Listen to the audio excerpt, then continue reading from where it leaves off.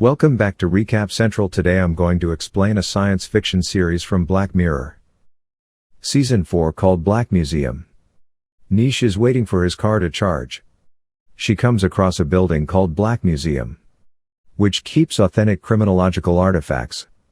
The place is closed and opens at 11. But the owner Rollo comes out and tells Nish the place isn't for the faint-hearted. And he offers her a tour as she is the first customer of the day. After he inspects her stuff, they enter the main room of the museum.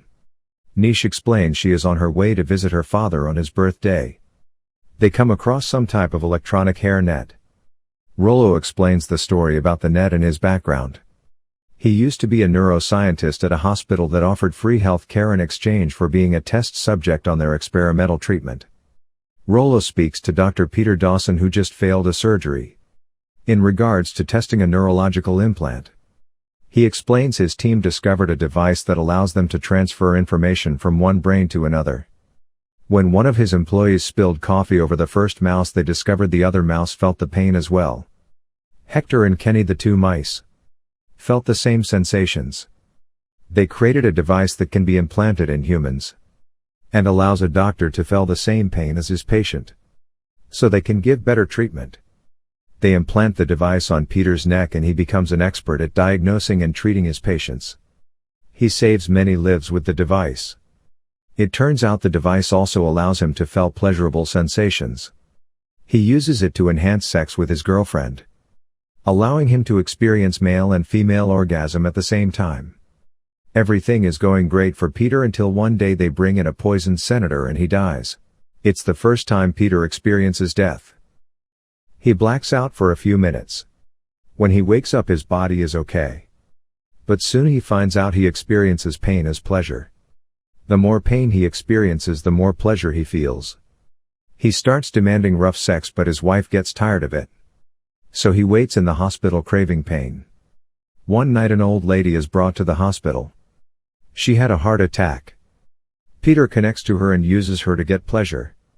He tries to delay the treatment, but eventually the security guards have to pull him away. He goes to see Rollo the next day, but he tells him the procedure can't be reversed, so they have to remove him from the hospital. One night Peter finds out hurting himself will also make him feel pleasure. Addicted to that feeling, he starts mutilating himself. But it isn't enough for him, so he tortures and kills a homeless man with a drill. By the time police find him, the extreme pleasure has put him in a coma and he has been in the hospital ever since. Back in the present, Rollo is sweating and Nish offers him a bottle of water. Rollo shows her the next item in the museum, a monkey doll, and tells her the story behind it. Jack and Carrie are happily walking with their baby. Carrie takes a picture of her husband and son, but suddenly a van hits her and she falls in a coma. Jack visits her often, but she never awakes. They can communicate with the neural devices that allows her to answer yes or no. Rollo approaches them and offers to transfer Carrie's consciousness into Jack's body and see and hear everything he does. It will also allow them to talk again. Jack is uncertain when he hears they have to kill Carrie first, but Carrie agrees using the device. They start the procedure and the operation is successful. Carrie can feel the hug from their grown son Parker. But slowly the shared consciousness begins to take a toll on the couple, as Jack feels a lack of privacy and Carrie complains about whatever he does. The couple speak to Rollo, who offers Jack more privacy by allowing him to put Carrie on pause. Tired of being watched, Jack puts his wife on pause for weeks. This just infuriates her when he unpauses her, and just makes their relationship worse. Jack meets Emily and they start dating. Not happy with Carrie disturbing their relationship, they speak with Rollo and Emily forces him to transfer Carrie's consciousness out of Jack completely. Deleting the consciousness means Carrie will die. So Rollo suggests a doll with a camera that they give to their son Parker. Sadly, the doll can only say two phrases: "Monkey loves you" and "Monkey needs a hug." Carrie is furious and keeps spamming the button, but Emily threatens she will erase her completely if she doesn't behave. As Parker grows up, he eventually gets bored of the doll and abandons it. In the present, Rollo says he was fired because of that invention, as it is inhuman and illegal. He reveals Carrie is still inside the doll, as it is illegal to delete her. They move to the prime exhibit of the museum, which is a hologram of Clayton, who killed a lady named Denise. The idea behind this is to transfer the consciousness of people on death row. Rollo approaches Clayton and persuades him to sign over the rights to use his post-death consciousness, in exchange for money to support the killer's family.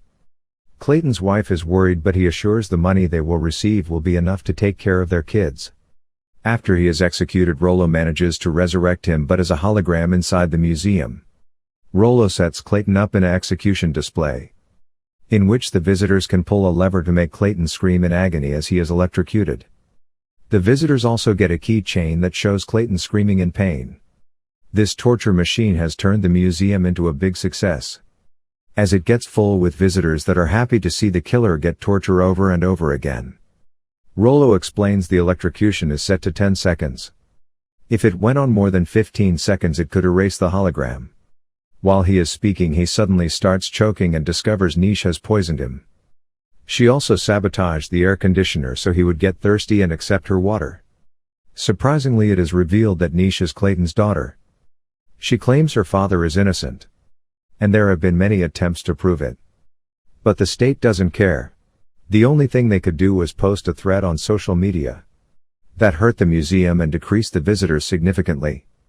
After that, the museum attracts wealthy sadists that pay more so they can torture Clayton over the limit, making Clayton an empty shell. Not dead, but hardly alive. One day his wife saw Clayton.